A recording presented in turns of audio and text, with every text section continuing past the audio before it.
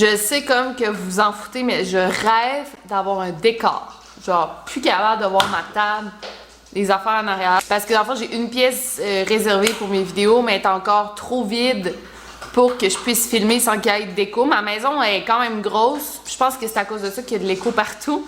Elle est quand même grosse, puis j'ai l'impression que les meubles camouflent pas cet écho en question. Là, je sais que vous m'avez donné des trucs, mais non, j'ai juste hâte là, de le faire, mais je suis pas encore rendue là parce que je vais dans les pièces où j'ai l'air climatisé pour filmer. Sinon, j'ai beaucoup trop chaud. Fait que bear with me. Je sais que ça vous dérange pas, mais moi, ça me dérange. J'aimerais ça comme avoir un petit décor creepy ou quelque chose, mais j'en ai pas. Fait que c'est ça. Allô Internet, aujourd'hui je vais vous parler d'une disparition très mystérieuse qui a eu lieu il y a 25 ans et on en parle encore aujourd'hui. C'est le genre de disparition qui me fait penser à Maura Murray ou Amy Lynn Bradley. Étonnamment, c'est toutes des femmes. Mais honnêtement, c'est une disparition très mystérieuse et extrêmement populaire aux États-Unis. Tout le monde connaît l'histoire des Springfield Tree. Donc c'est ce que je vais vous raconter aujourd'hui. Restez là.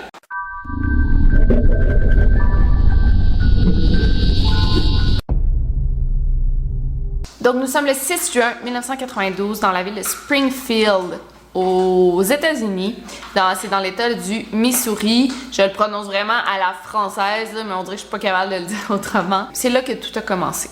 Alors, nous avons Susie Strader et sa meilleure amie Stacy McCall qui viennent juste de se diplômer du high school, du secondaire, à l'école Kickapoo High School.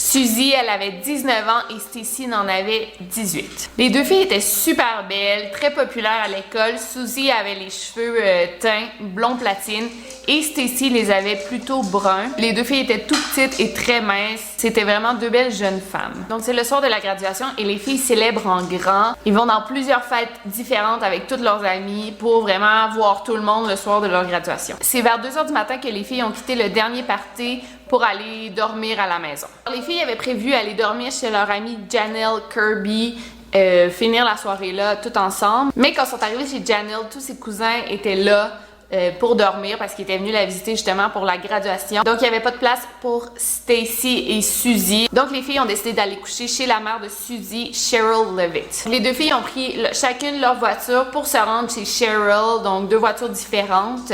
En fait, Cheryl Levitt, c'était une petite femme blonde de 47 ans. C'était une esthéticienne, une mère monoparentale. Susie et Cheryl s'entendaient extrêmement bien, ils étaient super proches l'une de l'autre. Ce qu'on sait sur Cheryl, c'est que ce soir-là, elle avait décidé de rester tranquille à la maison, elle n'avait rien fait de particulier. On sait que vers 11h15 du soir, elle a parlé au téléphone avec une de ses amies. Il n'y avait rien de bien excitant qui s'est produit dans cette conversation-là. Elle parlait de peindre une armoire ou quelque chose comme ça. Donc il n'y a rien d'important qui s'est dit durant cet appel téléphonique. Le lendemain matin, le 7 juin, à 8h du matin, il y a Janelle Kirby, donc l'amie où elles étaient supposées coucher la veille, les a appelés parce qu'elles étaient supposées aller les trois amies ensemble dans un parc aquatique, passer la journée, le Whitewater Water Park. Donc Janelle elle a appelé et il n'y avait pas de réponse. Vers midi, comme Janelle avait aucune nouvelle des filles, elle a décidé de se rendre chez Susie avec son petit ami pour voir si les filles n'étaient pas parties sans elle, qu'est-ce qui se passait. En arrivant à la maison, Janelle elle a eu une surprise, elle a dit « C'est drôle, les deux voitures des filles étaient stationnées dans l'entrée, donc elles ne sont pas parties. » En sortant de sa voiture, elle a vu quelque chose de bizarre. La lampe extérieure, donc sur le porche, était brisée.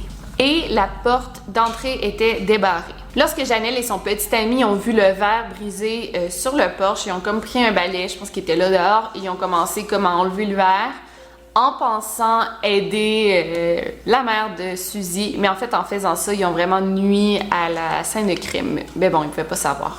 Janelle a quand même eu un sentiment qu'il y avait de quoi qui clochait, là, qui était bizarre. Donc, elle et son petit ami ont décidé d'entrer dans la maison parce que la porte était déverrouillée. En entrant, il n'y avait personne, mais tout semblait intact. Il y avait juste le petit chien de la famille, Cinnamon, qui était super agité. Il semblait nerveux, mais rien de plus. En étant à l'intérieur, le téléphone a sonné. Et Janelle, elle a comme juste eu le réflexe de répondre, même si c'était pas son téléphone. Et il y avait un homme inconnu au bout du fil. Il a commencé à lui dire des commentaires obscènes, des allusions sexuelles Janelle a vraiment trouvé ça bizarre, elle a juste raccroché. Et là, l'homme a tout de suite rappelé et encore la même chose s'est produite, des commentaires obscènes, des allusions sexuelles. Là, Janelle, elle a juste encore raccroché. Elle s'est dit, c'est un coup de téléphone, c'est quelqu'un qui veut faire le drôle. Ça l'a fini là.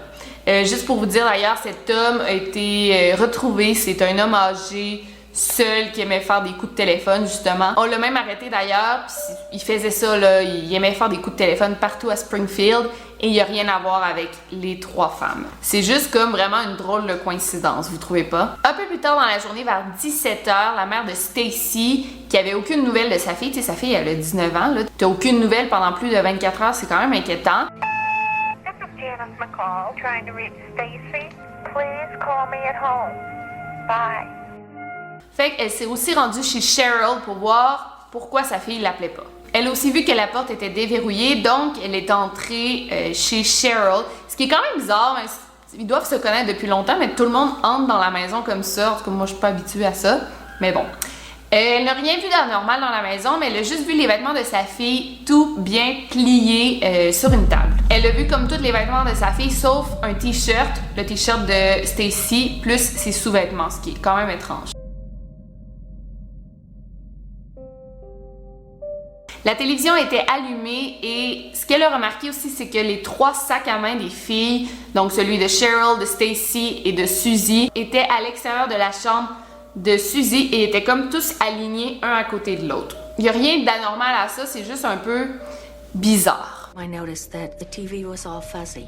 Stacy's purse was sitting right next to Susie's purse, and right next to that on the floor was Susie's mom Cheryl's purse. And I thought that was kind of strange. I think that's when I started feeling this is not right. Elle est allée à la salle de bain, elle a vu que les filles avaient enlevé leur maquillage la veille parce qu'il y avait comme des tampons démaquillants encore là. Encore là, il n'y a rien d'anormal, c'est juste, tu dis, elles sont où ces femmes-là? Elle a vu qu'il y avait un message sur le répondeur, elle a voulu l'écouter, mais elle l'a effacé par erreur, donc on n'a jamais su c'était quoi le message en question.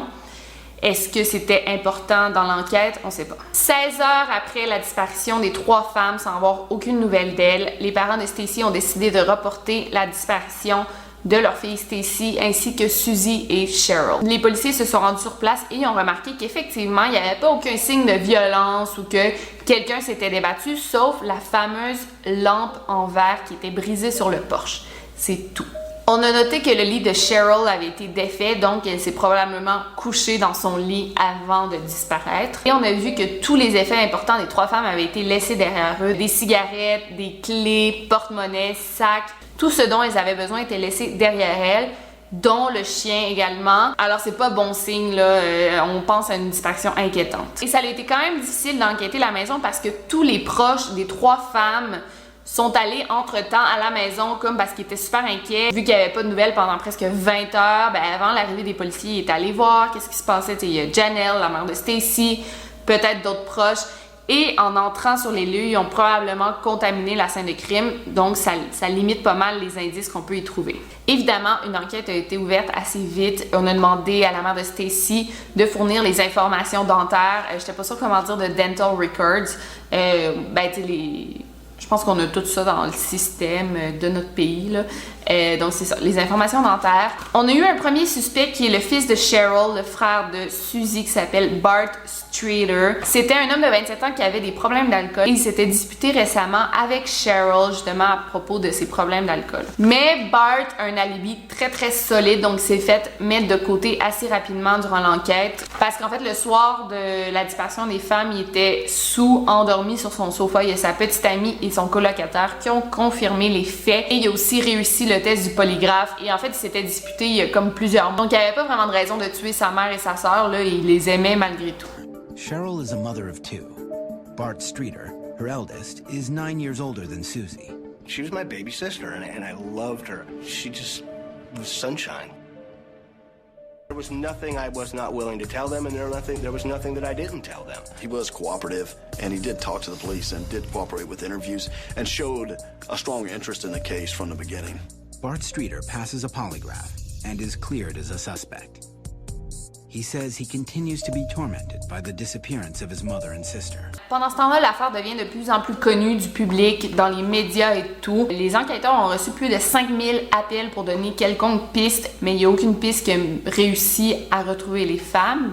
On sait 25 ans plus tard. Plus tard, il y a un autre suspect qui a intéressé les policiers, donc l'ex-petit ami de Suzy du nom de Dustin Ricklaw. Dustin et son ami Michael Clay étaient déjà dans la mire des policiers parce qu'il avait été arrêté pour vandalisme dans les cimetières. C'est vraiment bizarre, mais Dustin et Michael, dans le fond, ils volaient des crânes humains dans les cimetières pour voler les dents en or qu'il y avait sur les crânes et les revendre. C'est vraiment un drôle de crime. Mais c'est ça, donc les policiers les connaissaient déjà. D'ailleurs, Suzy avait déjà témoigné contre son ex-petite amie aux policiers et elle s'apprêtait à aller en cours justement pour ça parce qu'elle était témoin dans l'affaire des vols de dents en or. Michael, le meilleur ami de Dustin, l'ex-petite amie de Suzy, détestait Suzy parce que justement elle allait témoigner contre eux. Et même quand il a appris à propos de la disparition, il a dit I hope these bitches are dead. Genre j'espère que ces salopes sont mortes. C'est quand même un drôle de commentaire. Ça veut pas dire qu'il le fait, mais c'est vraiment insensible si on veut. À l'époque, Dustin et Michael avaient quand même un bon alibi, donc ils ont rapidement été mis de côté. C'est probablement pas eux qui l'ont fait, mais encore aujourd'hui, il y a plusieurs personnes qui sont sûres que c'était les suspects les plus intéressants dans l'affaire. Bon, on n'a pas vraiment de raison de penser ça, sauf que c'est un petit ami criminel, mais tu sais, ça veut vraiment rien dire. Un peu plus tard dans l'enquête, il y a une information super importante et intéressante qui a été fournie aux policiers. Il y a une femme qui était sur son porche, il était 6h30, 7h du matin le 7 juin, le jour où les femmes ont disparu, et cette femme a vu comme une vanne se retourner dans son entrée.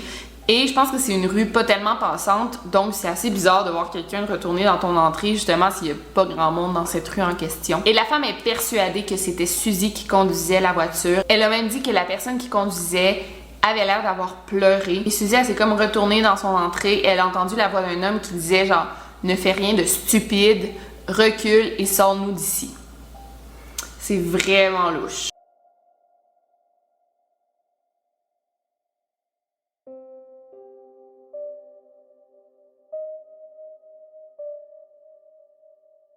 C'est quand même fou parce que la femme est sûre à 100% de ce qu'elle a vu. Elle est sûre que c'est Suzy. Elle a même décrit la vanne, que c'est une vanne de couleur vert pâle, donc céleri. Donc on s'est mis à chercher la vanne. Les policiers ont fouillé environ 1000 vannes en tout, mais n'ont rien trouvé. The vehicle is identified as a 1964 to 1970 Dodge panel van.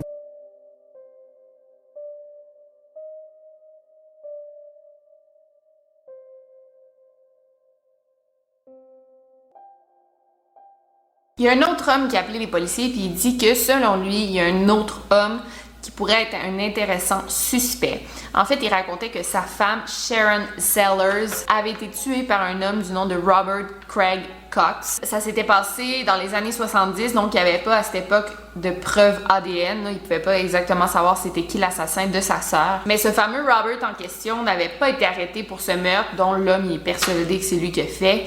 Et il s'est enrôlé dans l'armée et dans l'armée, il aurait violé 2 femmes. Et cet homme, Robert, en 1982, il est sorti de l'armée et est allé habiter chez ses parents à Springfield.